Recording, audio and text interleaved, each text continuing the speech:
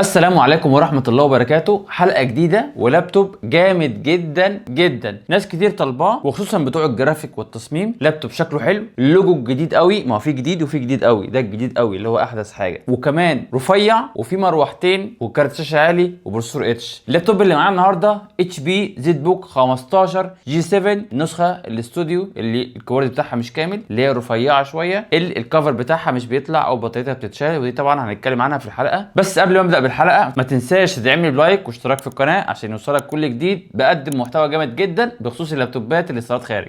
من غير ما نرغي كتير، يلا نبدا بالحلقه على طول.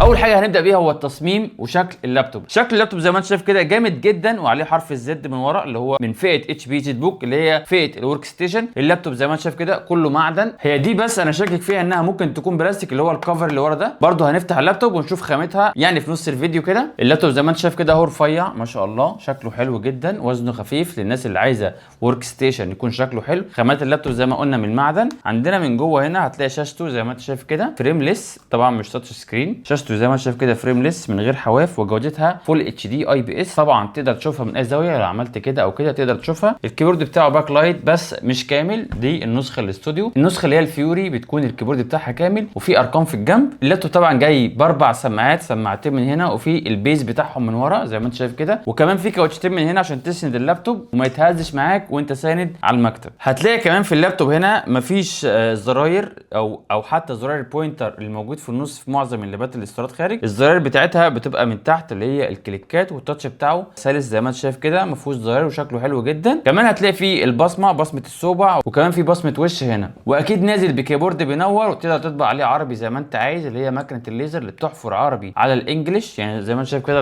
لو انا ضللت ايدي هتلاقي النور باين، لو انت قاعد في ضلمه هتلاقي ايه الكيبورد بينور. كمان شاشته هنجرب نفتحها لحد الاخر ونشوف هتعمل ايه. طبعا ده اخرها، ما بتجيش لحد الاخر، ده اخر الشاشه عشان في نسخ بتتفتح لحد الاخر، بس طبعا مش النسخ دي، الشاشه دي اخرها. هنبص بقى للمداخل والمخارج بتاعه اللابتوب. عندنا هنا مخرج الاس دي كارد، وده بيطلع بطريقه شيك قوي. بتدوس على الحته دي كده هتلاقيه طالع من الجنب وتشدها كده، بتدوس على الجنب، جنب واحد بس، وتشد دي لفوق كده هتلاقيها طلعت. طبعا انا عشان ما عنديش ضوافر فهنسحبها كده هتلاقيها طلعت معاك. دي مكان الاس دي كارد اللي هي كارتة الميموري. وعندنا هنا اتش دي ام اي لو عايز تعرض على تلفزيون كبير، واثنين تايب سي، وممكن تشحن بيهم اللاب تايب سي، بس طبعا شاحن يكون حوالي 120 واط تايب سي. وده مكان شحن عادي اللي هو البلو بن، شاحن برده 150 واط. لو لفيت من ورا هتلاقي هنا في مكان التهويه بتاعته، في مكان المروحتين دي عشان يخرج السخونيه من هنا. في الجنب الثاني هتلاقي مكان اللوك، وده اللوك بتاع المحلات لما بيعرضوه في محلات عشان ما يتسرقش. وكمان في يو اس بي 3 هنا، وده مكان تهويه ثالث غير الاثنين اللي ورا. وده مكان لسماعات لو عايز تركب سماعات خارجيه. وطبعا زي ما قلنا هنا مكان السماعتين بتوعه اللي هم البيز، ودي برده فتحات تهويه ثانيه عشان تزود تبريد اللابتوب ده، عشان ده مخصص للريندر والجرافيك، وبيشتغل طبعا فترات طويله وبيتعمل عليه ضغط كتير سواء للفيجا او للبروسيسور، وعاملين فيه اماكن تهويه كتيره عشان يبرد اسرع. ودلوقتي جه ميعادنا للمواصفات الداخليه للجهاز، ودي طبعا مهمه بالنسبه لناس كتير او معظم الناس. الشكل ساعات ما بيفرقش مع الناس، وفي ناس بيفرق معاها الشكل وكمان المواصفات، عايزه شكل وعايزه مواصفات. بس طبعا انت بتدفع شويه في اللاب ده لانه مش لابتوب عادي. زي ما قلنا في الحلقات اللي فاتت، عشان نجيب المواصفات بطريقه سريعه هندوس علامه الويندوز والاكس وندوس حرف التي، هيجي لنا قائمه هنا اسمها تاسك مانجر. هنخش على بيرفورمانس ونخش على اول حاجه اسمها سي بي يو. لو بصيت هنا هتلاقي انتل كور اي 7 10850 اتش، ودي فئه الاتش اللي هي هاي بيرفورمانس جرافيك، ودي فئه مخصصه للالعاب والبرامج الهندسيه الثقيله. وطبعا ده سرعته 2.7 جيجا هرتز وبيوصل ل 4.6 جيجا هرتز. هنلاقي هنا الكورز بتاعته 6 كور ولوجيكال بروسيسور 12،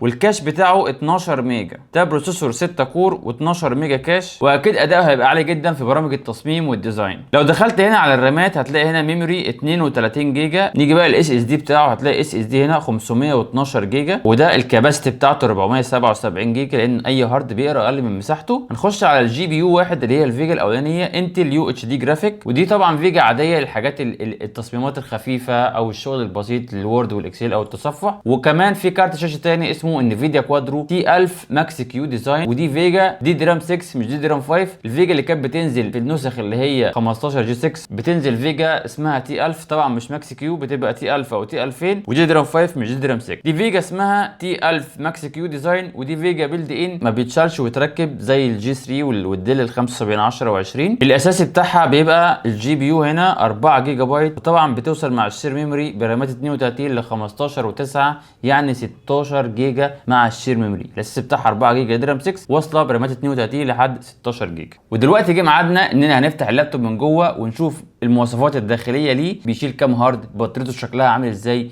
التبريد بتاعه عامل ازاي. بس قبل ما افتح اللابتوب من جوه ما تنساش تدعمني بلايك واشتراك في القناه. طبعا انت مش هتخسر حاجه لو عملت لي لايك او حتى اشتركت في القناه، انت بس مجرد بتحفزني ان انا اعمل لك فيديوهات اكتر واقدم لك موديلات اكتر بخصوص اللابتوبات اللي استيراد خارج. ويلا بقى نفتح اللابتوب من جوه ونشوف فيه ايه. طبعا اول حاجه هنعمل شات داون للجهاز، ودي اسرع طريقه تعمل بيها شات داون، ويندوز واكس يو. هتلاقي الجهاز بيعمل معاك شات داون زي ما انت شايف كده اهو. بعد ما طفى هنقلب اللابتوب على ظهره ونبتدي نفكه. هنجيب المفك بتاعه زي ما انت شايف كده نجمه رفيع جدا عشان ما تبريش المسمار او تبري المفك. هنفك اللابتوب بسم الله.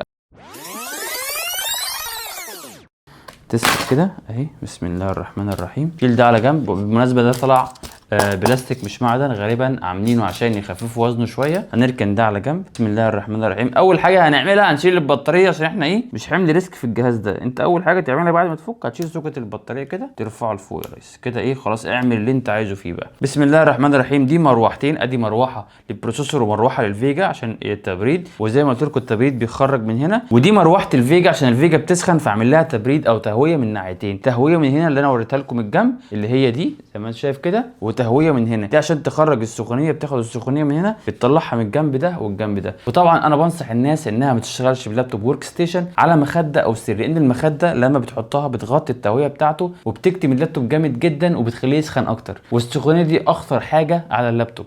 هتلاقي هنا كمان كفر للهارد، ده كفر معدن عشان برضو يساعد في تبريد الاس اس دي، وغالبا في مكان واحد بس ما فيهوش اي مكان تاني، هو مكان اس اس دي ان في واحد بس. وللاسف وزعلان جدا اللابتوب ده ما طلعش فيه بنكات رامات. الرامات بتاعته بتبقى بيلد ان، وفي منه نسخ بتنزل برامات 16 وفي منه نسخ بتنزل برامات 32. النسخه اللي معايا دي نسخه رامات 32 وما بتتغيرش ليها الرامات بتاعتها ثابته على المذر بورد. دي في برضو مميزات بتبقى اسرع شويه من الرامات او حتى مش بتبوظ بسرعه زي الرامات الثانيه. ودي البطاريه بتاعته بطاريه ما شاء الله اوريجينال وكبيره زي ما انت شايف كده، بتقعد وقت كويس الى حد ما. بس معظم المحلات او معظم الاماكن اللي بتبيع اللابتوب ده تدي عليها ضمان ساعه ونص ساعتين على فيديو، بس هي في الطبيعي بتقعد اكتر من كده. وطبعا اي مكان بتشتري منه بيدي لك وقت تختبر فيه البطاريه ولو في اي حاجه بترجع له. هنلاقي هنا السماعتين زي ما انا قلت لك، ده سماعات البيز دي برده سهله تتغير لو انت رفعت كده وتشيل وتركب عادي. سوكت بسيط جدا سهله في التغيير، والبطاريه برده سهله في التغيير. تنظيف اللابتوب ده يعني صعب عليك شويه، مش اي حد يفكه وينضفه لان هنا التفاصيل كتيره قوي. وبرده ما تحاولش تجازف وتغير الكولر اللي ده وتوديه لحد متخصص يقدر بعد فتره، بعد سنه، بعد سنتين يغير لك التبريد بتاعه عشان تقدر تحافظ على اللابتوب بتاعك. مكان بقى الوايرلس بتاعه هنا كارت وايرلس صغيره جدا زي ما انت شايف كده، ودي بتبقى بيلد ان مش زي الاجهزه الموجوده قبل كده. دي خلاص شالوا اللي هي كروت الواي فاي اللي كانت بتتشال وتتركب وعملوها بيلد ان، بس الانتنه بتاعتها لسه زي ما هي، بحيث لو انت حبيت تغير نص فوق او تغير شاشه مجرد دول هتشيلهم، يعني ما ينفعش يعمل لك انتنه بيلد ان. بتشيل الكابلين دول وكارت الواي فاي بتفضل بيلد ان على المذر بورد. المذر بورد بتاعته ما شاء الله كبيره جدا زي ما انت شايف كده، مش زي الاجهزه الحديثه اللي هي بتيجي من الصين لمصر او للشرق الاوسط. بتبقى البورده بتاعته قد كده اهو، الحته دي الصغيره والباقي ده كله فاضي. حتى ممكن يعمل لك مكان سي دي روم او مكان دي في دي وتلاقيه فاضي برضه. البورد دي ما شاء الله اللي بتيجي من استيراد خارج او بتتعمل من الصين لامريكا او من الصين لاوروبا، بيهتموا بيها شويه بخامات التصنيع، بيهتموا بيها كويس جدا. ودي تفاصيل بسيطه لازم تكون واخد بالك منها، لان معظم اللابتوبات الجديده مش بتبقى بالقوه دي او بقوه التحمل دي. طبعا في اجزاء من البلاستيك اللي هي بيمسكوا بيها او بيربطوا بيها المسامير بتاعه الكيبورد او الفانه وهكذا. بعد ما خلصنا شفنا كل حاجه من جوه، شفنا تبريد اللابتوب عامل ازاي، شفنا كارت الواي فاي والهارد والبطاريه بتاعته، حتى السماعات شفنا عامله ازاي او بتتغير ازاي. هنركب البطاريه تاني بسم الله الرحمن الرحيم كده بالراحه، ونركب الكفر بتاعه. الكفر ده بيركب من تحت لفوق، بتركب السوكتين دول كده اول حاجه تحت كده اهو كده من تحت لفوق على طول، وبتدوس كده كليبسات.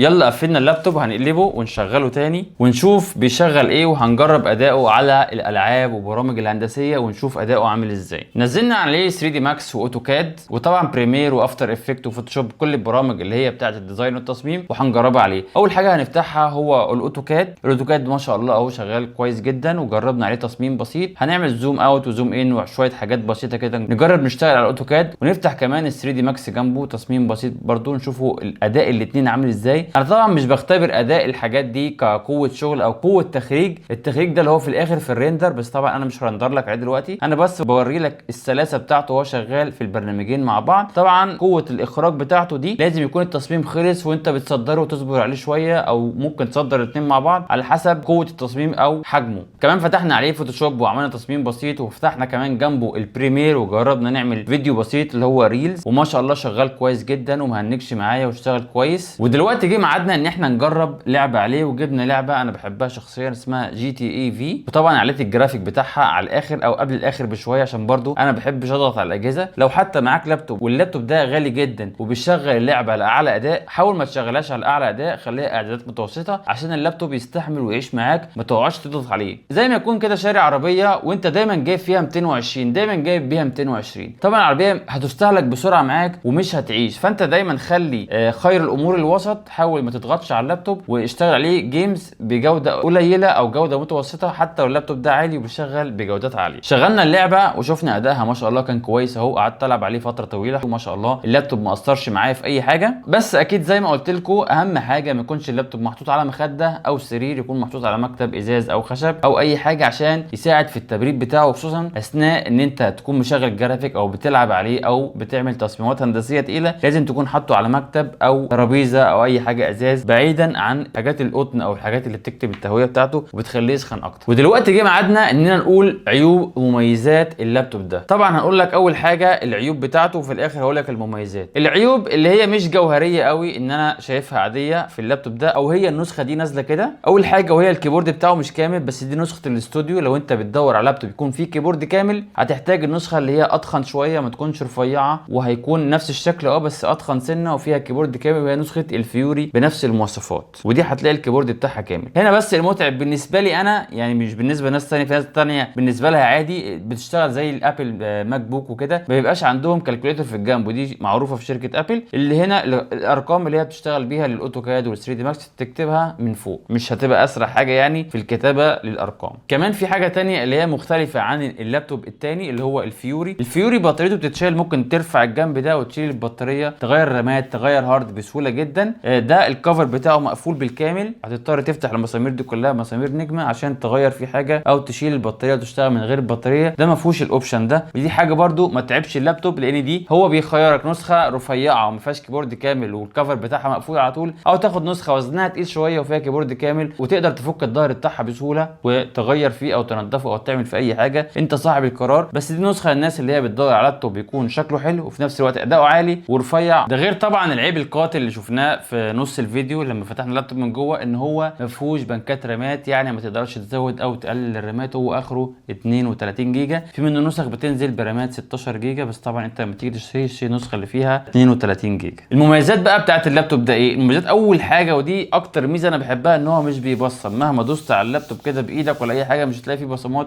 زي نسخه ديل لاتيتيود اللي هي لونها اسود، من اي لمسه هتلاقي البصمات موجوده فيه. اللابتوب طبعا ممكن تفتح الشاشه كده من غير ما يترفع معاك بصبع واحد اهو، واللابتوب هيفضل كده زي ما هو من غير ما يتحرك من مكانه، تقدر تفتح الشاشه بصبع واحد بس. والميزه كمان ان التاتش باد بتاعته ما فيهاش زراير زي النسخه الفيوري بيبقى فيها زراير من هنا او زراير من فوق. سماعات اللابتوب ده قويه جدا، فيها السماعات العاديه من هنا والبيس بتاعها من تحت. كمان النسخه دي فيها فيس اي دي وفينجر برينت عشان سهوله الفتح، لو انت مستعجل وعايز تفتح اللابتوب بدل ما تكتب الباسورد، هو مجرد ما بيشوف وشك بيفتح على طول. وشاشته كمان تحفه، الوانها جميله جدا، تقدر تشوفها من اي زاويه، ووزنه كمان خفيف قوي قوي قوي، ودي اكتر ميزه بحبها في الموديل ده اللي هو زد بوك جي 7 ستوديو. ده غير بقى شكل اللابتوب ده، شكله تحفه، حرف الزد من ورا، ده طبعا احدث لوجو من شركه اتش بي اللي هي فئه الزد بوك ورك ستيشن، وطبعا ده موجود في كل النسخ اللي هي الجي 7 والجي 8 والجي 9 موجود فيها نفس اللوجو ده. ودلوقتي بقى جه ميعادنا ان احنا نقوم متوسط سعر اللابتوب ده.